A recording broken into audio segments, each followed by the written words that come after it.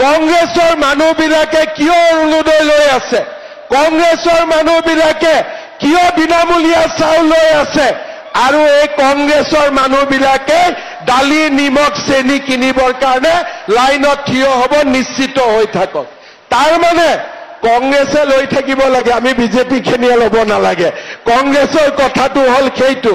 কিন্তু আমি কংগ্ৰেছকো দিছো, বিজেপিকো দিছো। আমি দুখীয়া আৰু ধনীৰ পাৰ্থক্য আমি বিচাৰ কৰা নাই।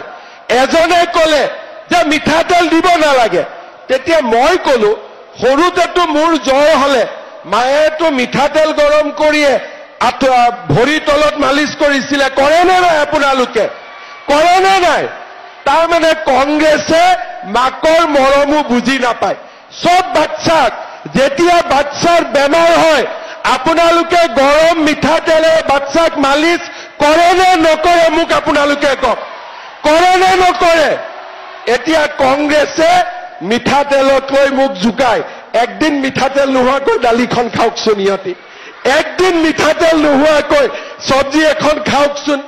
তাৰমানে মই এইটোৱে বুজিলো যে এই কংগ্ৰেছৰ মানুহবিলাকক তেওঁলোকৰ মাকে সৰুতে চিনি পাইছিল যে ই আগত গৈ কংগ্ৰেছে হ'ব, সেইকাৰণে তাৰ জ্বৰ উঠিলেও তাক তেলেদি কেতিয়াও মালিচ নকৰিছিলে।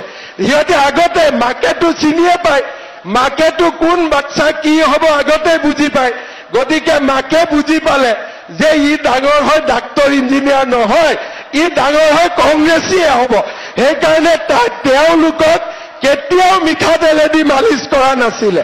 কিন্তু মই বুজি পাওঁ মিঠাতেলে হ'ল আটাইতকৈ মাক আৰু পুতেকৰ মাজত মমতাৰ আটাইতকৈ ডাঙৰ প্ৰতীকে হ'ল মিঠাতেল।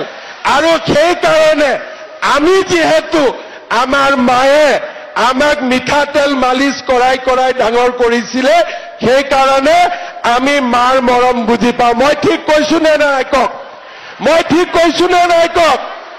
এতিয়া আপোনালোকে কওক, চাউল কম দামত দিম, দালি কম দামত দিম, নিমখ কম দামত দিম, মিঠাতেলো কম দামত দিব লাগে নে নালাগে? লাগে নে নালাগে? কংগ্ৰেছীবিলাকক দেখিলে অলপ ডাঙৰ কৰি ক'ব, ঠিক আছে? ইহঁতক দেখিলে অলপ ডাঙৰ কৰি ক'ব, ইহঁতৰ চুইচবিলাকত নটটো লুজ হৈ আছে, অলপ টাইট কৰিব লাগে।